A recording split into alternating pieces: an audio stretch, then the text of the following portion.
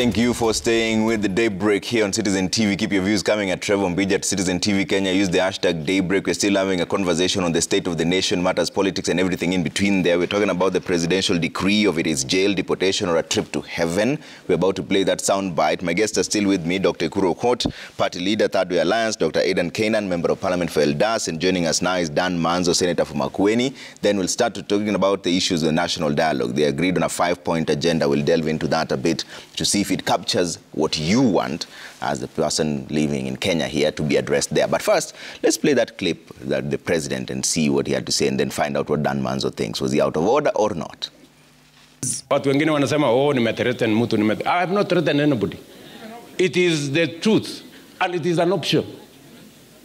And I'm not threatening anybody. It is what we will do. So it's not a threat. Msifikiri ati ni kutisha watu. Hakuna kutisha. Wezi na wakora na wale wanataka na kuendeshana na mambo ya ufisadi watahama Kenya. Ama wataenda jela. Ama waende wapi? Manzo, what are your thoughts on this? Was the president out of order? I think before, because that was our discussion. Yeah. Before he joins, he didn't say we'll go to jail. Look at that. But that even this is what we will do. Yeah. But end jela. Mbinguni? Yes. He said we will do. He said he's not threatening anyone. Yes. He qualified. He was not threatening. But he says okay. Let's play that again. I mean, let's play it again. Here, listen to this. Listen to this now. Watu wengine wanasema nimethreaten mtu I have not threatened anybody. It is the truth and it is an option. And I'm not threatening anybody. It is what we will do. So it's not a threat. Msifikiri ati ni kutisha watu. Hakuna kutisha. Wezi na wakora na wale wanataka na kuendeshana na mambo ya ufisadi watahama Kenya. Ama wataenda jela. Ama waende wapi? Kainan. Yes. Look at the statement, the context in which that particular statement was said. Okay. It was a generalized. You know, what we are now dealing with is the tail end of that particular statement. The circumstances under which that particular statement was said is they are cartels. What do we do with them? They should go to jail. Wataenda jela. That means you need to go to jail. You see? Yeah. So, I don't see any mischief in that particular statement. And I believe Mzee Moi has said it. Okay. Even Kibaki, there's a statement, I think one time in Limuru. Yeah. Where, you see, you are forgetting that now we are dealing with Ruto, the president. This is not Ruto, the candidate. Okay. Ruto, the president. That's why when my friend says here, and I as a lawyer, he knows this, that Ruto had served in all governments. Yeah. There he was enjoying delegated authority. Here he's the authority himself as part of constitutional framework. Okay. So when he was the deputy president, he enjoyed delegated authority. That this is subject by the decisions of other persons. You know, Trevor, I don't want to make this a debate between me and right now, what my good friend here, Dr. Kur, must accept that now we have Ruto, the fifth president of the Republic of Kenya. I agree. Commander-in-Chief of the armed forces. And therefore, some of the pronouncements, if you contextualize our different sources of law, if there is a lacuna, presidential pronouncement constitutes a source of law. Okay. I'm sure you know this. We have the Constitution. No. Look at this. It's the tradition. I'm happy there's another lawyer. No. It's a tradition. Yes. We have also gone to school. It's a tradition. If something is not in the Constitution, it's not in the Constitution. It's not if something is not in our statutes. If something is not part of the tradition, presidential pronouncement constitutes a source of law. That's my take. Okay. You may not agree with me. All right. It's not true. But before Manzo comes, and I think we need to hear more from Manzo. Yeah. Mwesh, I want to persuade you to accept one thing, so that we can contextualize it within the state of the nation in this country. Yeah. That even political leadership ought to be able to accept they make mistakes. Otherwise, we are continuing to normalize lying. And excusing. There's nothing wrong with saying, you know what, mdomo iliteleza. I did not mean that, and I'm sorry about it. And I think maybe we should learn even from your president, our president, should learn even from the CS for health. Nakumicha when she threatened to transfer some, and she went on. Say our president first. Yes, our president. Yes, the president. Say our president. And by the way, I voted for it. And that no, Trevor. Yes, yes, what confirmed. I think, as part of really inculcating a certain culture in our country and society, let's not always make excuses. It's also important to say, okay, Apo, I made a mistake. You know, I should not have said that. And I was saying, if, for example, look at CS Nakumicha, when she went to threaten some regional commissioner, she eventually went out and publicly and said, okay, I was emotional, I made a mistake. That, I think, for me, should be a good thing for us to say. Because after all, President William Ruto has styled himself as a very religious person. Yeah. You know, he prays, he does all these things. So what's wrong with a Christian saying, okay, I made a mistake, I'm sorry, I should not do this. So I think, Mwesh, you're a very good Muslim, as I know. There's nothing wrong with saying, you know, because what are we teaching our children? Are we telling our society that, you know, because of the state of authority that I have, I can go on saying certain things, but when you are being criticized, you cannot retract? Okay. No, that's not right. That cannot be the state of our nation. Okay. We are largely a religious country. You know, in Kenya, I find it so funny, Trevor, that before we eat, we pray. Before we meet, we pray. And then the next thing after we pray, we start insulting each other. We are very funny. Honorable Manzo, was the president out of order? Yeah, well, apologies. I should have been here much earlier. And Trevor, it is always very difficult to debate Dr. Kainan, even in the House. So first of all, I want to say that for you to be in jail, there must be a process through courts. So as a president, you can't say, you can't rule, you are already in jail. Because the process may acquit you. And I think I want to agree that with the panelists that if you make a mistake, apologize for it. You can see already the crowd knows the original version, that there were 3 ways. You are either in jail, you are in heaven or hell, or you know. So I think when we make mistakes, we should apologize for them. And I think it's not right for the president to make statements. Because you see, the president is the final authority on earth. And in Kenya, that's the final authority. There is no other authority other than him. And unfortunately, has been on a campaign mood ever since. That girl was never released. He's still campaigning. He's for 2027. You know, he was the Minister for Agriculture in this country. While he was a minister, he did nothing about the cartels. He knows the cartels very well.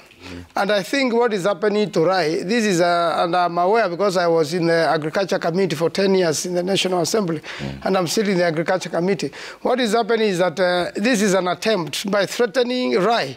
He's then going to be released to the extortionist, and he's going to be extorted so that he averts the fears to go to jail, or he is not prosecuted. And you know, as somebody originally with the origins of India, he is, you know, he's in a way a foreigner in the country, even if he is a Kenyan national, and he is being threatened with extradition, you know, be taken to another country forcefully, and all his interests are here, his businesses are here. So you know, to me, really that amounts to a threat, and I think the president should apologize for it and allow Rai to go through the normal process. They should arrest him if they have evidence against him, and then prosecute him. But what we have been seeing when politicians at the level of a president threaten somebody, they are pushed, they are arrested arbitrarily. We have seen this over the years. Then they are prosecuted. Then another president comes, and the prosecution is, you know, is annulled. You know, it's stopped somewhere, and you have inconvenienced this particular person. They should have a city with Rai, and they should know where exactly is the rain beating us, because he is coming very strongly when it comes to sugar. A lot of times he's been associated with a lot of things, and he always gotten away with it, with the knowledge of President Ruto, because he was the Minister for Agriculture, and he was a Deputy President for many years, and he's been involved with agriculture passionately for a long time. So I think you should just send a public apology, and life goes on.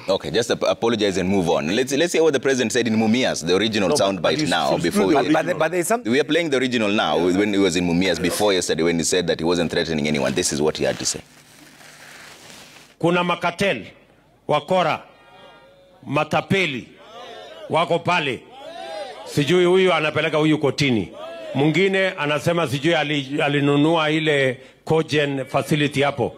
Oh, mwingine alisema alifanya nini? Mimi nimewaambia hawa watu wote, hakuna mtu ako na kitu hapo. Hawa wakora wote watoke. Nyinyi mnanielewa? Nimewaambia hawa watu wote hapo watoke. Hiyo kampuni ni kampuni ya wananchi. Na tutaipangia upya. Hakuna kesi, tuta-entertain hapo. Kesi watoe. Na wao wenyewe watoke. Nyinyi mnanielewa? Tunaelewana? Na nimewaambia mambo ni mangapi? Matatu. Wakitaka kuniletea kisirani, either wahame Kenya, ama nitawaweka jela, ama wasafiri waende mbinguni.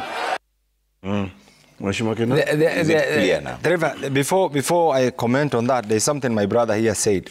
First of all, under our constitution, every citizen of the Republic of Kenya, regardless of race, religion, color, enjoys the same protection. True. So when my friend here, a seasoned lawyer, says Rai is a foreigner and as a Kenya, I think it's a double speak. Origins. No. The next thing that you will say, it doesn't matter. The next thing is Kenyans. Yeah, he's a Kenyan. The next thing that you'll say, Ukur, because he comes from an area that borders Southern Sudan, you'll say he's a Southern Sudan. Ethiopia. South Sudan. The fact that I also come from an area that borders Somalia, you'll say. But that being the case, yes, I think we need to understand the circumstances under which some of these statements are made. This country has stagnated. The economy of this country has stagnated. But do you admit? Just let me finish this. Don't put words. Don't put words. Allow me. Let him finish. This country, literally everything in this country has stagnated because of the fear of the unknown. You need to understand this. In all countries that have made a tremendous move or movement from a less developed country to a developed country, they must have enjoyed the services of a resolute, a pragmatic, knowledgeable, wise, foresighted leader. Look at all these countries. Look at South Korea, look at Indonesia, look at Malaysia, look at Singapore, look at even China. What our country has lacked is that bold decision. And let's appreciate this. I like the way you said Ruto has served in all administrations except the one of Kenyatta. We need also to understand the personality trait of President Ruto. My take, and this is what I tell the opponents, give him time. You will be surprised with the performance. You'll be surprised with the transformation this country is going to go through. Our issue is the adherence to the rule of law. Because it's what I'm trying to say is the context under which this particular statement was made was that Mumia Sugar, all the sugar belt farmers have suffered because of the activities of cartels, and therefore all the cases, the case can be administrative, can be criminal. I don't think whether the president had made any particular comment on a particular case. He didn't say this case. He didn't say whether there was a civil case or a criminal case or a land dispute case or whatever, or an investment. Maybe there was and we know what that case was. I have been the chairman of the Public Investment Committee in the 11th Parliament. I understand the Mumia Sugar, and I've been there actually. And I understand, I've even made a report. In my opinion, if the statement by the president is matched with action, I can tell you in another 2 years or 3 years, we'll stop importing this low-quality sugar from Brazil and other countries, because we are even endangering the health of our people, because you have heard what has happened. But equally, you also need to look at this from the broader perspective. The cartels, the deputy president has been addressing the cartels in the sugar, in the coffee sector, the tea sector, the biodegradable sector. You have had this one of sugar being addressed. KPA, literally cartels in all different sectors are being dealt with. Why are we bringing it? Because it was said in a broader perspective. So I don't think whether the president will say so and so should go to. I want us to shift and talk about the national dialogue now. Yes, we'll go to the national dialogue, but I will still repeat here, and I really hope I will persuade my nomadic brother here, so that we move this discussion forward. Forget about, we have all seen what the president said. We know he's wrong.